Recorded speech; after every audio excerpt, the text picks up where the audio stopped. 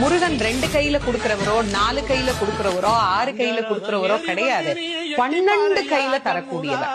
கேட்டவருக்கு கேட்ட வரங்களை அல்ல, நினைத்தவருக்கு நினைத்த வரத்தை விட அதீதமான நலன்களை வாரி வாரி வழங்கக்கூடியவர். அவர் 12 கையில கொடுப்பார், வாங்குறதுக்கு நமக்கு தான் 2 கை பத்தாது. அப்பேற்பட்ட வள்ளலாக விளங்கக்கூடியவர் முருகப்பெருமான். அவர் வள்ளல்னா பக்கத்துல இருக்கிற அம்மா சும்மா கிடையாது, அவள் வள்ளி. இவர் 1 கொடுத்தா அந்த அம்மா 2 கொடுங்கன்னு வாழாம். அப்படி கணவனும் மனைவியும் போட்டி போட்டுக்கிட்டு நமக்கு கொடுக்க தயாரா இருக்கிறாங்க. வாங்குவதற்கு நாம் என்ன செய்ய வேண்டும்? அவரை நினைக்கணும். எப்படி நினைக்கணும்? அரை நிமிஷமாவது நினைக்கணும். அரை நிமிஷம் எப்படி நினைக்கணும்? எனக்கு கொடுப்பாரு, எனக்கு கொடுப்பாரு, எனக்கு கொடுப்பாருன்னு நினைக்க கூடாது.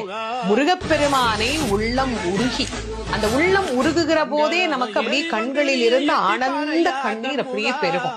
அந்த கண்ணீர்